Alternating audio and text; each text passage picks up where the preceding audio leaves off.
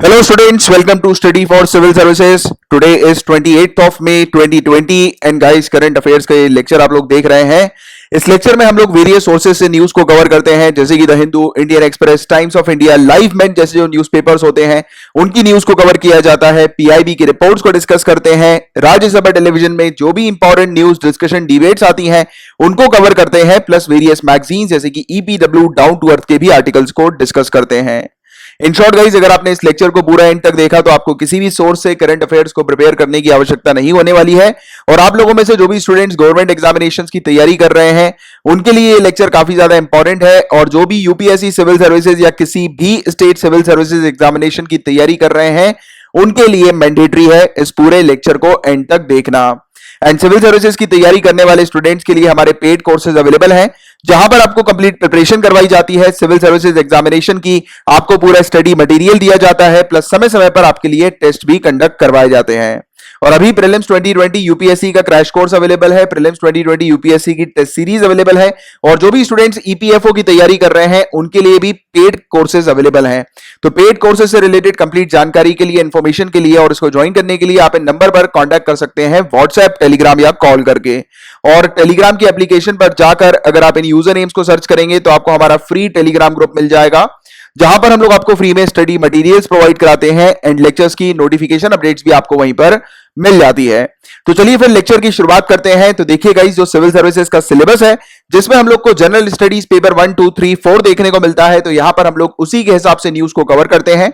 सबसे पहले पेपर 1 से रिलेटेड जितने भी टॉपिक्स आए हैं उनको हम लोग डिस्कस करेंगे, then we will move on to paper 2, फिर पेपर 3 की न्यूज को कवर करेंगे। सो गाइस, स्टार्ट करते हैं पेपर 1 की पहली न्यूज से। काफी ज्यादा इंपॉर्टेंट टॉपिक है ये। भक्ति मूवमेंट से रिलेटेड अक्सर एग्जामिनेशन में, स्पेशली सिविल सर्विसेज में अक्सर क्वेश्चन पूछे जाते हैं, तो इस पर बहुत अच्छे से ध्यान दीजिएगा। हम लोग बात करेंगे पुरंदर दास जी के बारे में। 1484 से लेकर 1565 का इनका लाइफ स्पैन था। ये हरिदास मूवमेंट से एसोसिएटेड थे। हरिदास मूवमेंट बेसिकली हरि नाम से ही समझ में आ रहा है, कृष्ण भगवान का मूवमेंट एक हम लोग को देखने को मिला था यहाँ पर, यानी कि कृष्ण भगवान को के लिए जो है वो लोग गाना गाते थे और उनकी भक्ति में जो है वो लीन थे उस समय, क्योंकि एक टाइम था इंडिया में हम लोग को देखने को मिला था ये वाला 14th सेंचुरी 15th सेंचुरी का जो ये टाइम था, तो उसमें बहुत सारे वेरियस अलग अलग प्रकार के भक्ति मूवमेंट आंदोलन हम लोग को देखने को मिले हैं, राइट। उनमें से एक जो है वो हरिदास मूवमेंट था जिससे एसोसिएटेड थे पुरंदर दास जी। क्वेश्चन इसी प्रकार से बनेगा, पुरंदर दास जी किस आंदोलन से एसोसिएटेड थे, तो याद रखना हरिदास मूवमेंट, हरिदास आंदोलन। और गाइज ये कंपोजर थे कर्नाटक म्यूजिक के, कर्नाटक संगीत के प्रसिद्ध संगीतकार थे ये। वैष्णव कवि थे, संत थे और एक सोशल रिफॉर्मर, समाज सुधारक थे ये। और ये फॉलो करते थे व्यास तीर्थ को। व्यास तीर्थ बेसिकली दावित फिलोसोफर थे, एक संत थे यानी कि व्यास तीर्थ, तो उनको ये फॉलो करते थे, उनके ये शिष्य थे। तो ये वाली चीज आपको पता होनी चाहिए इन जनरल। इन्होंने श्रीमद् भगवतम ये कॉमन मैन के लिए अवेलेबल कराया था। श्रीमद् भगवतम को इतना ज्यादा सरल कर दिया था इन्होंने कि उसको संगीत में अवेलेबल करा दिया था कॉमन मैन के लिए, कि मधुर संगीतों में या मधुर गीतों में इसको कन्वर्ट करके श्रीमद् भगवतम को लोगों के लिए अवेलेबल करा दिया, कॉमन पर्सन के लिए। तो ये चीज आपको पता होनी चाहिए। इसके अलावा इनकी जो टीचिंग है कर्नाटक म्यूजिक की, उसका एक बेसिक लेसन भी इन्होंने बनाया था, क्रिएट किया था, जिसका नाम था स्वारवलिस या फिर अलंकार। तो ये चीज आपको पता होनी चाहिए, अलंकार या फिर स्वारवलिस। तो ये इनका एक बेसिक लेसन है कर्नाटिक म्यूजिक का। तो इन्होंने कर्नाटिक म्यूजिक के लेसन्स को पढ़ाया था और उसको बहुत इजी बनाया था, जैसे कि नॉर्मल जो कॉमन पर्सन है, कॉमन मैन है, वो भी कर्नाटिक म्यूजिक जो है वो सीख सकें, ठीक है। और इनको इसी चीज के लिए फादर ऑफ कर्नाटिक म्यूजिक भी कहा जाता है, कर्नाटिक संगीत का पिता इनको इसलिए कहा जाता है। याद रखना, क्वेश्चन अगर आए फादर ऑफ कर्नाटिक म्यूजिक कौन है, तो याद रखिएगा Purandar Das ji, father of Carnatic music हम लोग को देखने को मिलते हैं, राइट। और इन्होंने दास साहित्य भी कंपोज करी है, तो यह चीज भी आपको थोड़ी सी पता होनी चाहिए। और ये टॉपिक अभी रिसेंटली न्यूज में इसलिए क्योंकि डिपार्टमेंट ऑफ आर्कियोलॉजी कर्नाटका ने रिसर्च करना शुरू किया है इनकी बर्थ प्लेस को लेकर, क्योंकि अभी एक बीच में विवाद चल रहा है। कुछ लोग बोलते हैं कि महाराष्ट्र के पुरंदरगढ़ में इनका जन्म हुआ था और कुछ लोग कहते हैं कि कर्नाटका के मलनाड रीजन जो है वहां पर इनका जन्म हुआ था, सदर्न कर्नाटका के। तो इसको लेकर एक विवाद जो है वो थोड़ा सा चल रहा है। तो इसी के लिए डिपार्टमेंट ऑफ आर्कियोलॉजी कर्नाटका जो है वो अब सर्च करेगी कि इनका एग्जैक्टली बर्थ प्लेस जो है वो कहां पर हुआ था, तो उसके एविडेंसेस वगैरह जो है ये फाइंड आउट करेंगे, एक्सप्लोर करेंगे। तो इसलिए टॉपिक न्यूज में था, बट मेनली जो चीज मैंने आपको यहां पर इन दोनों स्लाइड्स में बताई है ये आपके लिए इंपॉर्टेंट है, ये चीज आपसे एग्जामिनेशन में पूछी जाएंगी। तो ये था पूरा ओवरऑल टॉपिक। एक और पर्सनालिटी की हम लोग बात करेंगे, बात हो रही है राम किंकर बैच के बारे में। इनका लाइफ स्पैन था गाइस 1906 से लेकर 1980 तक का, और ये एक आर्टिस्ट थे, कलाकार थे, मूर्तिकार थे, चित्रकार थे, ग्राफिक कलाकार भी थे, ग्राफिक आर्टिस्ट भी थे। और इनका जो जन्म हुआ था पश्चिम बंगाल, वेस्ट बंगाल के अंदर हुआ था, बांकुरा के अंदर। और 1925 में इन्होंने दाखिला लिया था कला भवन में। कला भवन शांति निकेतन का आर्ट स्कूल है, कला भवन, वहां पर इन्होंने एडमिशन लिया था और नंदलाल बोस जी के गाइडेंस में। और कहा जाता है कि शांति निकेतन को फेमस करने के लिए, उसको one of the important centre बनाने के लिए इनका भी एक मेजर कंट्रीब्यूशन हम लोग को देखने को मिला था, राइट। इसके अलावा और कुछ चीजों के बारे में बात करें इनकी गाइस की 1905 में इनको इनवाइट किया गया था पेरिस, किसके लिए? सैलों देस रियलिटीज नॉवेल्स के लिए। और ये बेसिकली एक आर्टिस्ट का एसोसिएशन है और एग्जीबिशन है पेरिस के अंदर। तो 1950 में उनको वहां पर इनवाइट किया गया था। 1951 के अंदर सैलों दे माई में इनको इनवाइट किया गया था, जो कि फ्रेंच आर्टिस्ट का एक ग्रुप था। इसके अलावा 1970 में इनको पद्म भूषण भी दिया गया था। 1976 में इनको मेंबर बनाया गया था ललित कला अकेडमी का। और 1976 में इनको डॉक्टोरल डिग्री ऑफर करी थी विश्व भारती की, और ये देशी कोटमा की डिग्री, डॉक्टोरल डिग्री देशी कोटमा की, ठीक है।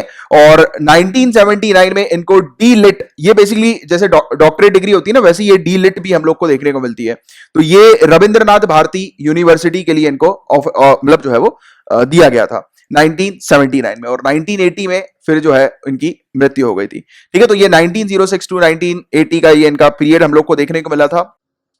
और 25 मई 1906 को इनका जन्म हुआ था। दैट्स व्हाई ये टॉपिक अभी रिसेंटली हम लोग को न्यूज में देखने को मिला है, तो ये वाली चीज याद रखिएगा। इसके अलावा देखिएगा यहां पर हम लोगों ने शांति निकेतन के बारे में जो बात करी है, शांति निकेतन ये काफी इंपॉर्टेंट है। इससे रिलेटेड अक्सर सिविल सर्विसेज में क्वेश्चन पूछे जा चुके हैं, तो शांति निकेतन को जरूर ध्यान से याद रखिएगा। और ये राम किंकर बैच जो है वो शांति निकेतन से एसोसिएटेड है, ये चीज बिल्कुल क्लियरली आपको पता होनी चाहिए, ठीक है।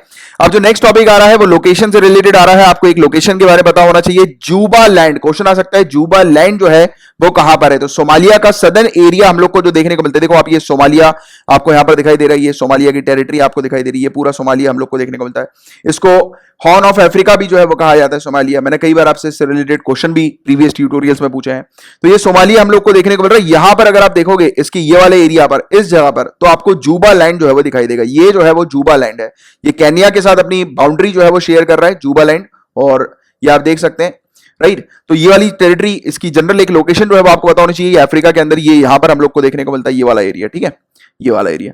और यहां पर नीचे केन्या है। अब इस चीज को थोड़ा सा ध्यान में रखना, अभी थोड़ी देर बाद मैं आपको पेपर 2 को जब डिस्कस करूंगा तब इस टॉपिक को हम लोग फिर से पढ़ेंगे, क्योंकि ये टॉपिक जो न्यूज में आया है वो इसी से रिलेटेड आ रहा है। यहां पर एक विवाद हम लोग को देखने को मिल रहा है, वो आगे चल के मैं आपको एक्सप्लेन करूंगा। तो देखो ये सोमालिया केन्या के साथ अपनी बाउंड्री शेयर करता है और इसी के बीच का ये विवाद अभी है, ठीक है। आगे चल के इसके बारे में बात करेंगे, थोड़ी देर वेट करिएगा, बट अभी के लिए सिर्फ ये लोकेशन पर थोड़ा सा ध्यान दीजिएगा। और एक और इंपॉर्टेंट चीज, जुब्बा रिवर। क्वेश्चन ये है जुब्बा रिवर कहां पर है? तो याद रखिएगा सोमालिया के अंदर ये रिवर है, ठीक है।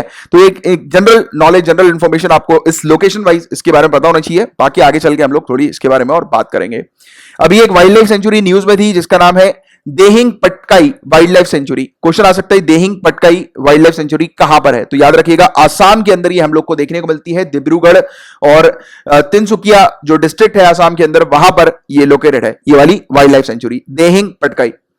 और कहा जाता है कि ट्रॉपिकल लोलैंड रेन फॉरेस्ट जो इंडिया के अंदर है उसका सबसे लार्जेस्ट स्ट्रेच यहीं पर ही है।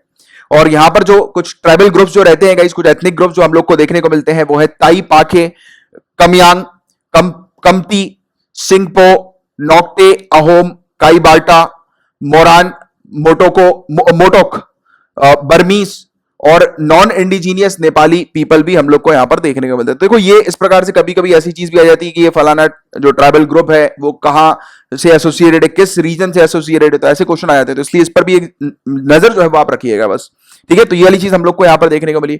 और ये टॉपिक न्यूज में क्यों आया है? तो बताया जा रहा है कि इस जो एरिया है ये हम लोग को जो देखने को मिल रहा है देंगई पटकाई वाइल्ड लाइफ सेंचुरी, इसका 98.59 हेक्टेयर एरिया का डायवर्जन किया जा रहा है कोल माइनिंग प्रोजेक्ट के लिए, जो अपर असम में हम लोग को देखने को मिलेगा।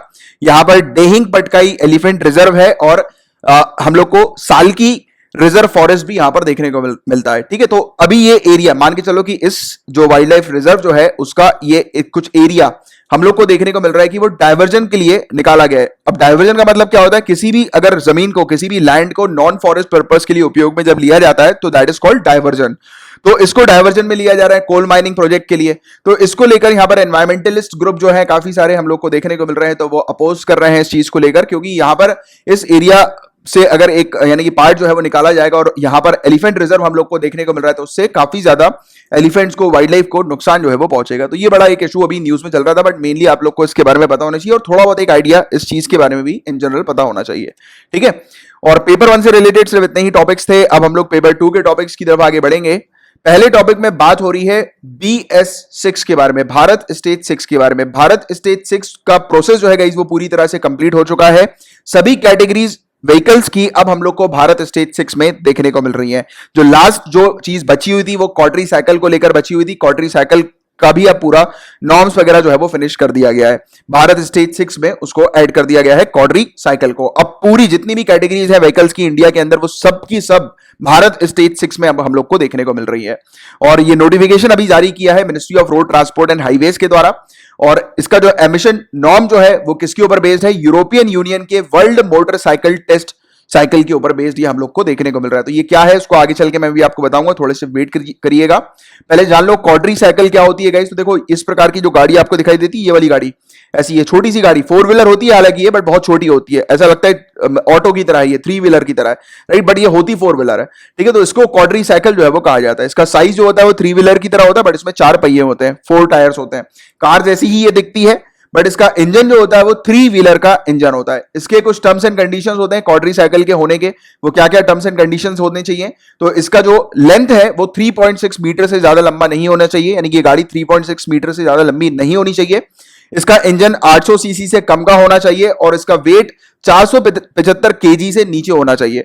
तब ये कुछ अगर टर्म्स एंड कंडीशंस कोई गाड़ी अगर फॉलो करती है तो उस गाड़ी को क्वाड्री साइकिल जो है वो कहा जाता है। ठीक है, तो ये चीज एक जनरल आपको एक नॉलेज जो है वो इससे रिलेटेड होना चाहिए। अब बात करें वर्ल्ड मोटरसाइकिल टेस्ट साइकिल के बारे में, WMTC के बारे में, तो ये एक सिस्टम है ड्राइविंग साइकिल्स का। इसको फ्यूल कंजम्पशन को मेजर करने के लिए और गाड़ियों से, मोटरसाइकिल से जो एमिशन निकलता है, जो वो धुआं वगैरह निकलता है, जो पोल्यूशन जो निकलता है, तो उसको मेजर करने का ये एक सिस्टम हम लोग को देखने को मिलता है। और इसके जो मेथड्स हैं गाइस, ये ग्लोबल टेक्निकल रेगुलेशन के पार्ट हम लोग को देखने को मिलते हैं, जो कि आती है United nation world forum for harmonisation of vehicle regulation के अंडर, जिसको WP.29 के नाम से भी जाना जाता है। तो देखो इतना ज्यादा डिटेल में आप लोग को इसके बारे में मतलब अंदर नहीं घुसना, इसमें सिर्फ इतना आपको पता होना चाहिए कि ये एक प्रकार का ऐसा सिस्टम है जिससे कि मेजर किया जाता है फ्यूल के कंजम्पशन को, कि मोटरसाइकिल कितना फ्यूल कंज्यूम कर रही है और कितना धुआं निकाल रही है, कितना पोल्यूशन निकाल रही है, कितना एमिशन कर रही है। ठीक है, तो इसके बारे में बस एक जनरल बेसिक डिटेल बस आप रखो, क्योंकि इसमें ज्यादा डिटेल में आपसे चीजें नहीं पूछी जाएंगी। अब जो नेक्स्ट टॉपिक आपके सामने आ रहा है गाइस, तो ये बताया जा रहा है कि पहला स्किल मैप माइग्रेंट वर्कर्स का, जो कि अभी लॉकडाउन के दौरान अपने अपने राज्य वापस आए, जैसे कि उत्तर प्रदेश के अंदर काफी सारे माइग्रेंट वर्कर्स जो हैं वो लौटे हैं अभी एट प्रेजेंट। तो अभी एक स्किल मैप जारी किया है, यहां पर स्किल पर ज्यादा फोकस करना है, स्किल मैप जारी किया है और ये यूपी गवर्नमेंट ने अभी रिलीज किया है। और इंडिया का पहला ये स्किल मैप इस प्रकार का हम लोग को माइग्रेंट वर्कर्स का देखने को मिल रहा है। इस स्किल मैप के अंदर क्या क्या चीजें होंगी, वर्कर्स के स्किल्स और एक्सपीरियंस के बारे में लिखा रहेगा, जिसको देखते हुए वर्कर्स को एम्प्लॉयमेंट जो है वो दी जाएगी उत्तर प्रदेश के अंदर। और इस चीज के लिए एक माइग्रेंट कमीशन भी बैठाई जाएगी, जो कि इस पूरे मामले को जो है वो देखेगी। ठीक है, तो एक चीज आपको इससे रिलेटेड पता होनी चाहिए कि एक ऐसा स्किल मैप जो कि स्किल वर्कर्स की मेंशन करेगा, यानी कि कर चुका है ये, और इस स्किल्स के आधार पर अब वर्कर्स को जॉब जो है वो ऑफर की जाएगी। और पूरी प्रोसेस को सही से चलाने के लिए माइग्रेंट कमीशन भी जो है वो आने वाले समय में अब हम लोग को देखने को मिलेंगी। ठीक है, तो ये एक चीज आप लोग को पता होनी चाहिए इसके बारे में। इसके अलावा बायोडायवर्सिटी संरक्षण इंटर्नशिप प्रोग्राम की बात हो रही है।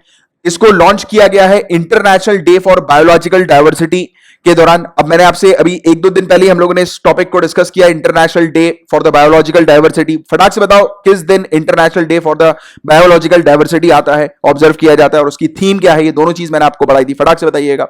तो देखो गाइस, ये लॉन्च किया गया था किस समय?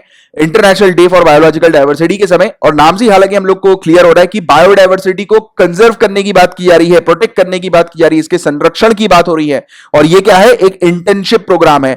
यहां पर 20 बच्चे जो होंगे गाइस, उनको एंगेज किया जाएगा। एक पोस्ट ग्रेजुएट डिग्री के बच्चे होंगे, बट सिर्फ ऐसे ही किसी भी पोस्ट ग्रेजुएट डिग्री के बच्चे को यहां पर संरक्षण प्रोग्राम के लिए नहीं बुलाया जाएगा। एक कॉम्पिटेटिव एग्जामिनेशन टाइप का होगा, और अगर वो बच्चा उस कॉम्पिटेटिव एग्जामिनेशन को क्लियर कर जाता है तो फिर उसको इंटर्नशिप जो है वो दी जाएगी बायोडायवर्सिटी को प्रोटेक्ट करने के लिए। ठीक है, तो ये बायोडायवर्सिटी संरक्षण इंटर्नशिप प्रोग्राम है। इस चीज के बारे में आपको एक आइडिया होना चाहिए। ठीक है, तो ये चीज यहां पर बताई गई है।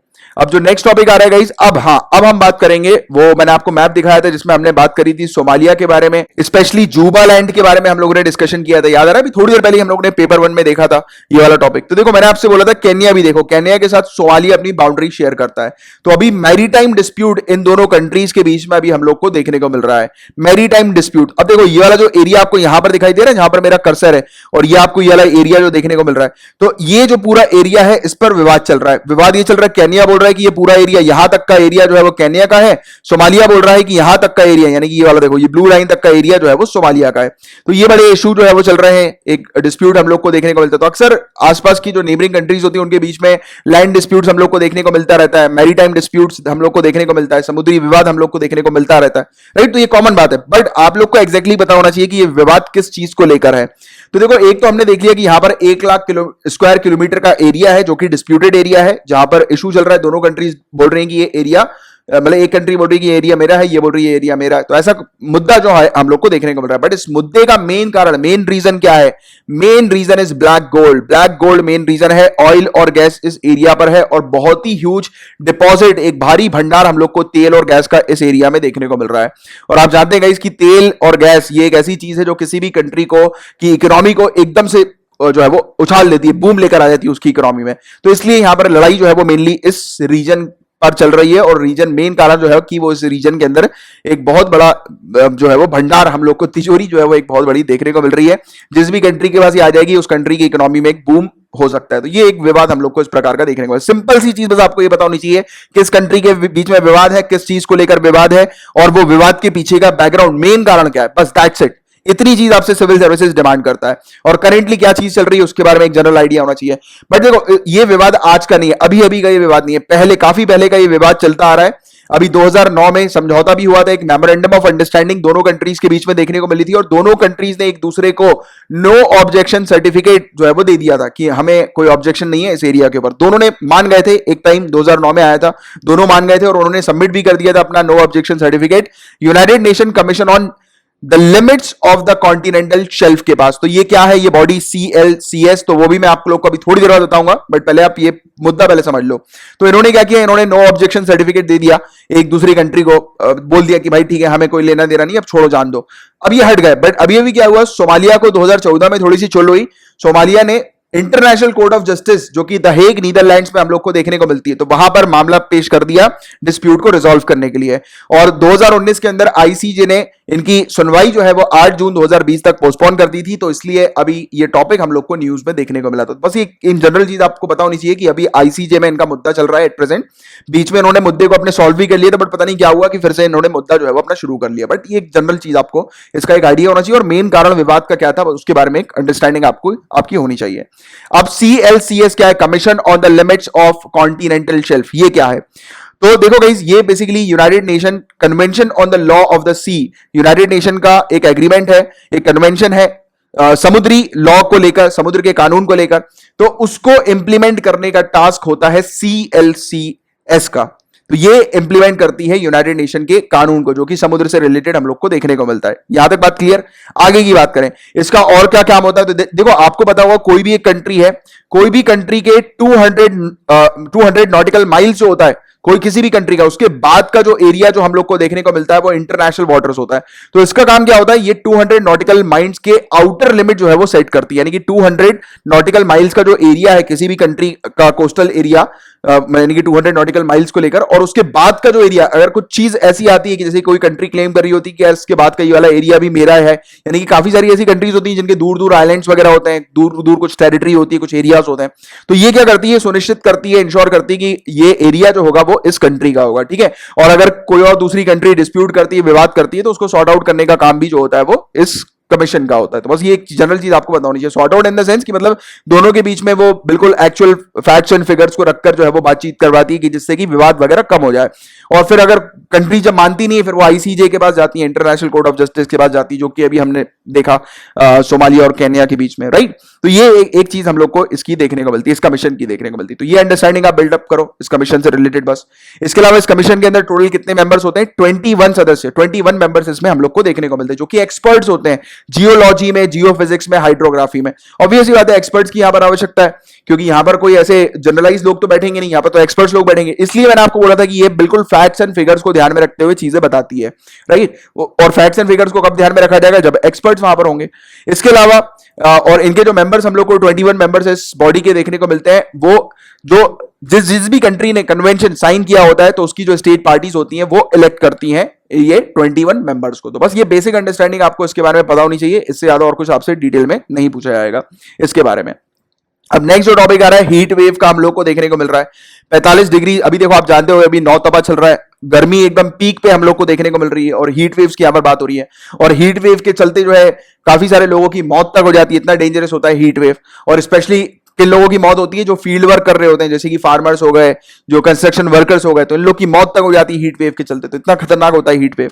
तो जब एबनॉर्मली हाई टेम्परेचर का जो पीरियड होता है, that is called heat wave, कि जब टेम्परेचर एकदम हाई पीक पे चला जाता है तो उसको हीट वेव जो है वो कहते हैं। और ये टेम्परेचर हाई जाता है मार्च से और जून के बीच में, और ये जुलाई तक भी कुछ कुछ एरियाज में हम लोग को देखने को मिलता है, कि रेयर केसेस में कुछ कुछ जगहों पर ये जुलाई तक जो है वो एक्सटेंड हो जाता है, ठीक है। तो एक जनरल चीज आपको बतानी चाहिए। अब देखो जनरल चीज इन द सेंस, तो ये वाली चीज तो जो आप पढ़ रहे हो वो तो किसी को भी, कॉमन मैन को भी पता होगी, बट आप सिविल सर्विसेज की तैयारी कर रहे हो तो आपको थोड़ा सा और यहां पर डिटेल में जाना पड़ेगा। एक फैक्ट एंड फिगर आपको देखने पड़ेंगे। इंडियन मेट्रोलॉजिकल डिपार्टमेंट जो है वो हीट वेव्स को लेकर क्या कहती है, कि हीट वेव्स की डेफिनेशन कब एप्लीकेबल होगी। तो देखो गाइस, प्लेन्स में जब एटलीस्ट 40 डिग्री का टेम्परेचर होता है, एटलीस्ट 40 डिग्री का, और हिली रीजन में एटलीस्ट 30 डिग्री का जब टेम्परेचर होता है, तब कहा जा सकता है कि हीट वेव जो है वो कैटेगरी हम लोग को देखने को मिल रही है। बट अब देखो हर एक एरिया के टेम्परेचर में वेरिएशन होता है, तो इसके लिए भी यहां पर आईएमडी ने बताया है कि जब नॉर्मल मैक्सिमम टेम्परेचर किसी स्टेशन का, किसी एरिया का जब 40 डिग्री के इक्विवेलेंट या 40 डिग्री से कम होता है, तो उस कंडीशन में हीट वेव कब होगी, जब टेम्परेचर 5 डिग्री सेल्सियस प्लस हो जाएगा, यानी कि इनके नॉर्मल टेम्परेचर से जब 5 डिग्री प्लस हो जाएगा या फिर 6 डिग्री प्लस हो जाएगा, तब हीट वेव होती है। और जब सीवियर हीट वेव कब कहलाती है, जब टेम्परेचर 7 डिग्री सेल्सियस बढ़ जाता है, ज्यादा हो जाता है नॉर्मल टेम्परेचर से, ठीक है। किसी कोई भी एरिया जहां पर टेम्परेचर 40 डिग्री के इक्विवेलेंट है या 40 डिग्री से कम है, तो उस एरिया पे अगर एकदम से, यानी कि इनका जो मैक्सिमम टेम्परेचर होता है उससे अगर टेम्परेचर 5 डिग्री या 6 डिग्री हाई हो जाता है, तो that is called heat wave. और यदि उनका टेम्परेचर नॉर्मल मैक्सिमम टेम्परेचर से, यहां पर नॉर्मल टेम्परेचर की बात नहीं हो रही, नॉर्मल मैक्सिमम टेम्परेचर की बात हो रही है, उससे अगर 7 डिग्री हाई हो जाता है, तो that is called severe heat wave. तो ये एक टर्म एंड कंडीशन थोड़ी सी आपको रटनी है, देखना है अच्छे से, और रटिएगा जरूर, क्योंकि ये फैक्ट्स होते हैं जिसको रटना पड़ता है एग्जैक्टली। और नॉर्मल मैक्सिमम टेम्परेचर अगर किसी एरिया का 40 डिग्री से ज्यादा है, कुछ कुछ एरियाज आपको पता होंगे कि जिनका टेम्परेचर बहुत हाई होता है, तो किसी एरिया का नॉर्मल टेम्परेचर अगर 40 डिग्री से ज्यादा है, तो उसमें हीट वेव कब होगी, जब उनका मैक्सिमम जो नॉर्मल टेम्परेचर है उससे अगर 4 डिग्री या 5 डिग्री सेल्सियस अगर टेम्परेचर बढ़ जाएगा, तो that is called heat wave. और उनका जो नॉर्मल मैक्सिमम टेम्परेचर है उससे अगर 6 डिग्री हाई हो जाएगा या उससे ज्यादा हो जाएगा temperature, that is called severe heat wave. तो ये चीज हम लोग को यहां पर आईएमडी के कुछ क्राइटेरिया हीट वेव से रिलेटेड देखने को मिलते हैं। और आप जानते हैं गाइस हीट वेव कितनी ज्यादा खतरनाक होती है, राइट। तो आप मुझे, और काफी जनरल एक कॉमन क्वेश्चन मैं आपसे पूछ रहा हूं, इसके लिए आपको एक्स्ट्रा कुछ पढ़ने की जरूरत नहीं है, एक जनरल आप दिमाग लगाएंगे तो इसके पॉइंट्स आपको मिल जाएंगे। तो इंडिया के अंदर इतनी ज्यादा हीट वेव्स हम लोग को क्यों देखने को मिल रही है, what is the reason behind that, और आप 3 कोई पॉइंट्स लिखकर बताइएगा कि इस हीट वेव को कैसे टैकल किया जा सकता है, ठीक है। तो ये वाली चीज यहां पर बताई गई है। तो ये एक क्वेश्चन है मेरा आपसे, इसका आप चाहें तो वीडियो पूरा कंप्लीट करने के बाद, देखने के बाद इसका आंसर लिखिएगा, ठीक है। और अब पेपर 2 से रिलेटेड इतने ही टॉपिक्स थे। नाउ हम लोग पेपर 3 के टॉपिक्स की तरफ आगे बढ़ रहे हैं। बात करेंगे एक नए प्रोग्राम के बारे में जिसका नाम है री स्टार्ट। ये री स्टार्ट प्रोग्राम लॉन्च किया है आंध्र प्रदेश ने, किस पर्पस के लिए? Micro small and medium enterprises sector को सपोर्ट करने के लिए। आंध्र प्रदेश स्टेट के अंदर जितने भी एमएसएमई सेक्टर हैं उनको सपोर्ट करने के लिए ये रीस्टार्ट प्रोग्राम आंध्र प्रदेश के द्वारा लॉन्च किया गया है। अभी देखिए आज की डेट में एमएसएमई पर ज्यादा फोकस है, तो इसलिए अलग अलग स्टेट्स गवर्नमेंट भी अलग अलग टाइप के प्रोग्राम जो है वो लॉन्च करती जा रही हैं। आप जिस स्टेट से बिलोंग करते हैं उस स्टेट का तो एटलीस्ट आपके पास पूरे प्रोग्राम्स रेडी होने चाहिए। वो मैं इसलिए बोल रहा हूं, भले आप यूपीएससी की तैयारी कर रहे हो या आप फलाना स्टेट की तैयारी कर रहे हो, वो मैटर नहीं करता। आपको अपने खुद के स्टेट के एटलीस्ट जितने भी प्रोग्राम्स हैं, प्रोजेक्ट्स हैं, उसके बारे में अच्छी जानकारी होना जरूरी है। क्योंकि अब क्या कर सकते हो, मेंस में भी अगर आपको लिखना है तो आप अपने स्टेट की अगर आपको अच्छी जानकारी होगी तो आप वहां पे मेंशन करोगे। और अपने स्टेट के बारे में पढ़ना इसलिए भी जरूरी है क्योंकि मेंस कंप्लीट करने के बाद अगर आपको फाइनल सिलेक्शन चाहिए तो इंटरव्यू में तो आपको बैठना ही है और इंटरव्यू पास भी करना है। और जब आप इंटरव्यू जाओगे तो इंटरव्यू में आपके खुद के स्टेट के बारे में ज्यादा पूछा जाएगा। इसलिए तो मैं अक्सर आपसे बोलता रहता हूं समय समय पे कि आप एटलीस्ट अपने स्टेट की वाइल्ड लाइफ सेंचुरी या नेशनल पार्क के नाम याद रखो, लिखो। मैं दूसरों की बात इसलिए नहीं करता कि मुझे पता है कि चलो जो भी चीज न्यूज में आ रही है वो तो आप पढ़ ही रहे हो, राइट, वो आपके प्रीलिम्स में आ जाएगी। बट मेंस में आंसर राइटिंग के लिए जो लिखना रहेगा आप अपने स्टेट का भी लिख दोगे तो भी बहुत है। और इंटरव्यू में तो आपके स्टेट के बारे में पूछा जाएगा आपसे, आपके स्टेट आपके डिस्ट्रिक्ट के बारे में, है ना। तो इसलिए मैं आप लोग को इस प्रकार से मतलब पे टारगेट करता हूं। लोगों को लगता है कि यार आप मेरे स्टेट्स का क्या होगा, बहुत कुछ होगा, आप देखना तो आगे चल के इसका आपको रिजल्ट आगे चल के मिलेगा। तो चलो एनीवेज अभी ज्यादा बात हो गई, अब आगे की बात करते हैं। न्यू प्रोग्राम जो रीस्टार्ट लॉन्च किया है आंध्र प्रदेश ने, ये एमएसएमई सेक्टर को सपोर्ट करेगा। जो मैंने आपको बताया कैसे सपोर्ट करेगा, तो एमएसएमई सेक्टर के अंदर या फिर एमएसएमई को बेनिफिट करने के लिए आंध्र प्रदेश 1100 करोड़ रुपए खर्चा करेगी। इसके लिए उन्होंने एक स्पेशल फंड भी एलोकेट किया है 200 करोड़ रुपए का। और ये एक फंड जो होगा ये लो इंटरेस्ट रेट में लोन्स ऑफर करेगा एमएसएमई को, micro small and medium enterprises को। और गवर्नमेंट क्या करेगी, 360 से ज्यादा के आसपास प्रोडक्ट जो है वो एमएसएमई से परचेज करेगी। जितने भी प्रोडक्ट्स एमएसएमई बनाती है, तो जो कॉमन जो डेली यूज के जो प्रोडक्ट्स होते हैं, तो 360 प्रोडक्ट्स की इन्होंने लिस्ट बनाई है जो कि सिर्फ और सिर्फ एमएसएमई से परचेज किए जाएंगे। इसके अलावा एमएसएमई इंडस्ट्रीज को स्किल ट्रेनिंग भी सरकार, आंध्र प्रदेश सरकार ऑफर करेगी। तो ये इस प्रकार से सपोर्ट जो है वो न्यू रीस्टार्ट प्रोग्राम के तहत किया जा रहा है आंध्र प्रदेश का, एमएसएमई सेक्टर को इंप्रूव करने के लिए, सपोर्ट करने के लिए, बेनिफिट करने के लिए, उसको देने के लिए मतलब। और इसका रिजल्ट के तौर पर हम लोग को क्या देखने को मिलेगा, तो ये जो रीस्टार्ट प्रोग्राम है ये 98,000 यूनिट्स को बेनिफिट प्रोवाइड कराएगी। और 98,000 यूनिट्स को अगर बेनिफिट मिलेगा तो कहा जा रहा है कि पोटेंशियल यह है कि 10 लाख से ज्यादा लोगों को एम्प्लॉयमेंट मिलेगी। और टारगेट आज की रेट का यही है कि ज्यादा से ज्यादा लोगों को एम्प्लॉयमेंट मिल जाए। और क्योंकि एम्प्लॉयमेंट मिलेगी तब जाकर लोग कमाएंगे, और कमाएंगे तब जाकर लोग खर्चा करेंगे। और मैंने आपको हमेशा बताया कि जब कंट्री की इकोनॉमी को स्टेबल करना है तो उसके लिए सबसे जो बेसिक रूल होता है वो कंट्री के अंदर पैसों का रोटेशन होता है। और पैसे का रोटेशन कब आएगा, जब लोग खर्चा करेंगे, स्पेंड करेंगे। और इंसान स्पेंड कब करता है, जब उसके पास इनकम आती है। तो ये मेजर टारगेट यहां पर हम लोग को देखने को मिल रहा है, ठीक है। और एमएसएमई में आप जानते हैं कि कितना पोटेंशियल है जॉब जनरेट करने का, तो ये इसमें फायदा हम लोग को अल्टीमेटली एक स्टेट के अंदर रीस्टार्ट प्रोग्राम का ये देखने को मिलेगा, ठीक है। तो ये बस बेसिक चीज आप लोग को इसके बारे में क्लियर रखनी है। अब जो हमारा नेक्स्ट जो टॉपिक आ रहा है गाइस, ये नंबर 18 का हम लोग को टॉपिक देखने को मिल रहा है। Number 18 flying bullets. क्वेश्चन आता है नंबर 18 फ्लाइंग बुलेट्स क्या है, तो ये इंडियन एयरफोर्स का एक स्क्वाड्रन है, लाइट कॉम्बैट एयरक्राफ्ट LCA तेजस का, जो कि कोयंबटूर के पास सुलूर बेस में तैनात किया जाएगा। और इसको जो है वो लॉन्च कर दिया गया है। ये IAF इंडियन एयरफोर्स के सेकंड स्क्वाड्रन ये हम लोग को देखने को मिल रहा है। और ये बेसिकली इसके अंदर जो तेजस का जो उपयोग किया गया है, जो तेजस ये फाइटर जेट का जो उपयोग किया गया है, ये काफी एडवांस फाइटर जेट अब ये हम लोग को देखने को मिल रहा है। और कहा यह भी जा रहा है कि इसको कश्मीर के पास जो है वो तैनात करा दिया जाएगा। और ये दूसरा स्क्वाड्रन है। इससे पहले जो स्क्वाड्रन जो आया था नंबर 18 का, वो 1965 में हम लोग को देखने को मिला था, जिसका मोटो जो था वो तीव्र और निर्भय था। और तीव्र, यहां पर एक मिनट करेक्शन कर लीजिएगा, ये तीव्र लिखा है, तीव्र और निर्भय इसका मोटो था, जिसका मतलब होता है तेज और नीडर, स्विफ्ट और फियरलेस, ठीक है। तो ये इसके मोटो के साथ इसको जो है वो लाया गया था, क्रिएट किया गया था। अब ये इसका दूसरा स्क्वाड्रन है जिसमें और भी ज्यादा एडवांस हम लोग को तेजस देखने को मिल रहा है। ये तेजस जो एयरक्राफ्ट है, फाइटर जेट जो हम लोग को देखने को मिलता है, और भी एडवांस लेवल का ये जो है वो यहां पर रखा गया है। और जो हम लोगों ने सेकंड स्क्वाड्रन ये है, इससे पहले जो स्क्वाड्रन जो था 1965 की जो मैंने आपको बात करी, तो उसमें हम लोग को देखने को मिला था कि उसके बाद 1971 में जो इंडिया पाकिस्तान का वॉर हुआ था, तो उस समय भी ये तैनात था, इसने भी वॉर में पार्टिसिपेट किया था। और उस पार्टिसिपेशन के लिए परमवीर चक्र से भी इसको सम्मानित किया गया, अवार्ड किया गया। इनके जो फ्लाइंग ऑफिसर थे वो उस समय निर्मल जीत सिंह सिखों थे, तो उनको जो है ये अवार्ड दिया गया था। बट ये पोस्टमसली था, यानी कि उनकी मृत्यु के बाद ये अवार्ड उनको जो है वो दिया था, ठीक है। परमवीर चक्र का हाईएस्ट गैलेंट्री अवार्ड है ये। तो ये चीज आप लोग को एक जनरल आइडिया जो है वो होना चाहिए कि जो इंडियन एयरफोर्स का जो इससे पहले वाला जो स्क्वाड्रन था, यानी कि नंबर 18 का जब स्क्वाड्रन जब स्टार्टिंग में जो आया था, क्योंकि ये जो अभी आया है लॉन्च किया है ये दूसरा स्क्वाड्रन है, इससे पहले जो आया था तो उसको अवार्ड भी मिला है। कौन सा अवार्ड मिला है? परमवीर चक्र से उसको सम्मानित किया गया है।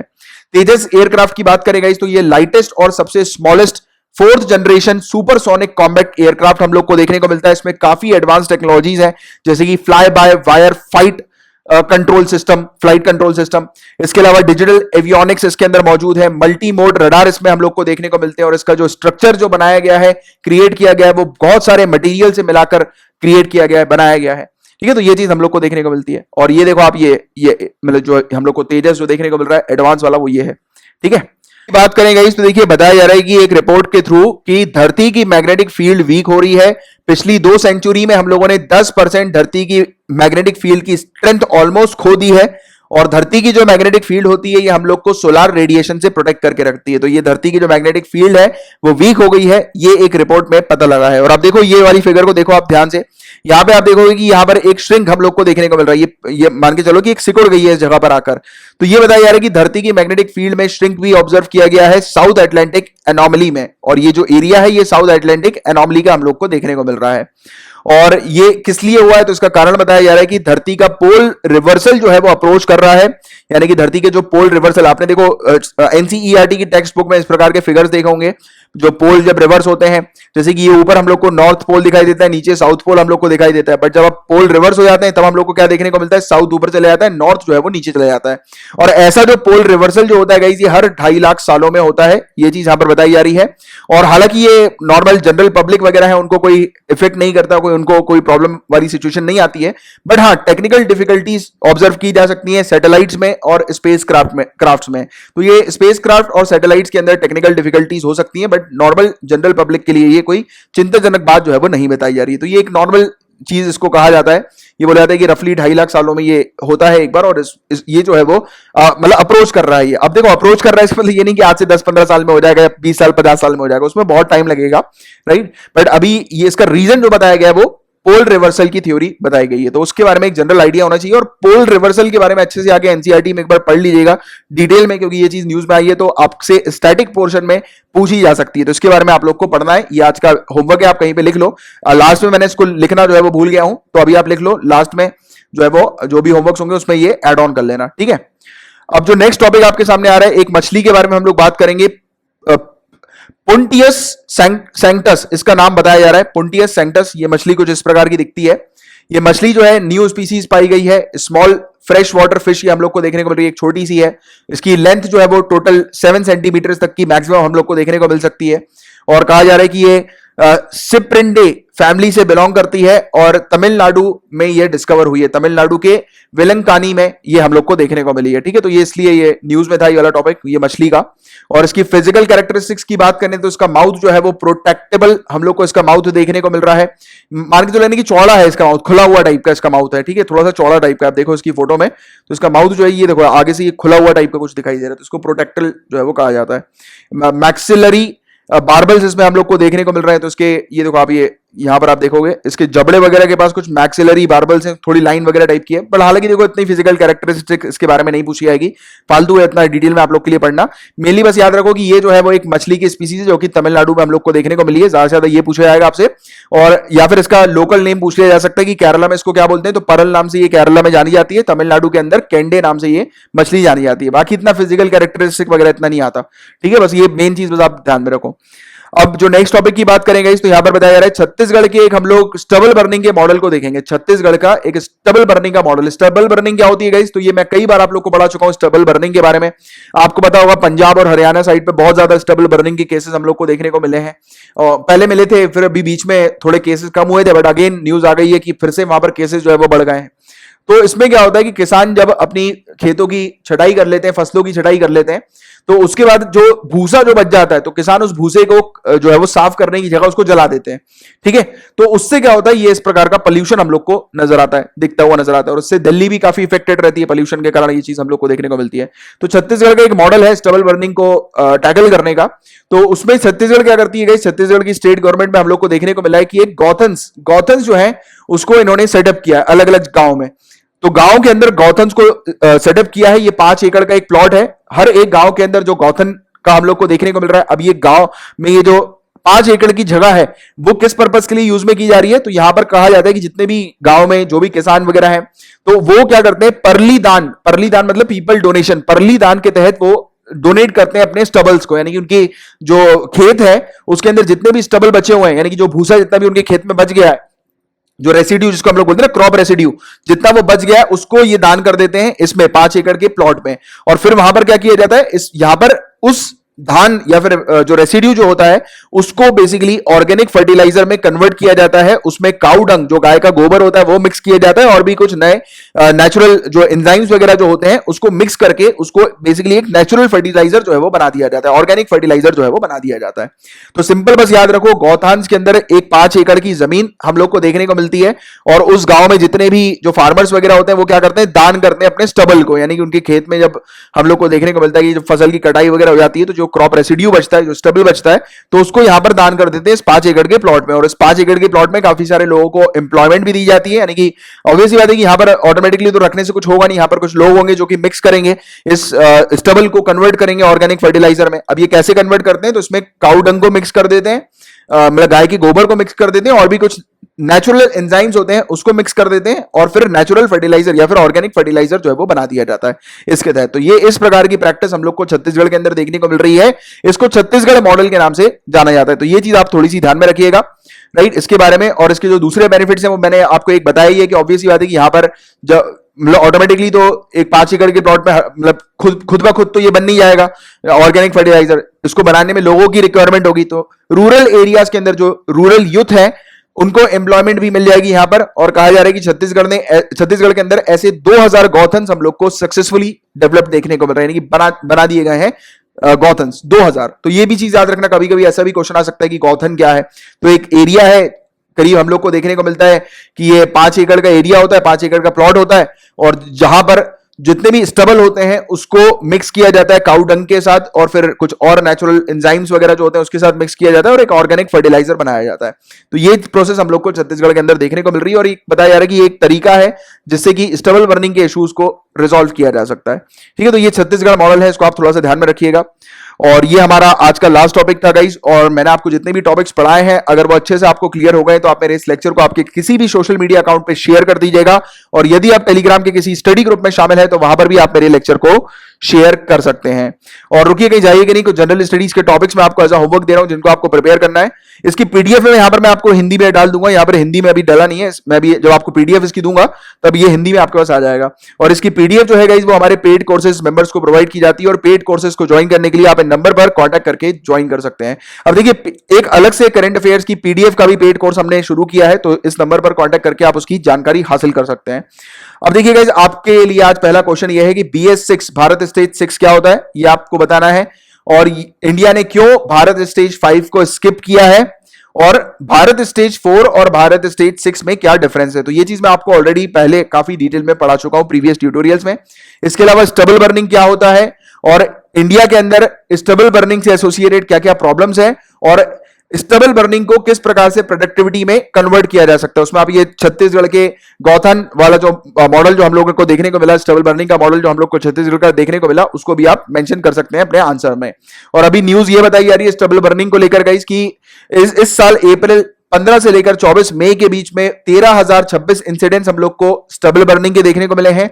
पिछले साल इसी महीने में हम लोग को 10,476 देखने को मिले थे और 2018 में 11,236 देखने को मिले थे। तो 2018 में ज्यादा थे, 2019 में कम हुए और अभी फिर हम लोग को बढ़ते हुए नजर आ रहे हैं स्टबल बर्निंग के केसेस। तो ये पंजाब के अंदर ये डेटा हम लोग को जो देखने को मिल रहा है गाइस, तो ये इस प्रकार का डेटा बताया गया है जो कि अगेन फिर से स्टबल बर्निंग की प्रॉब्लम बढ़ती जा रही है।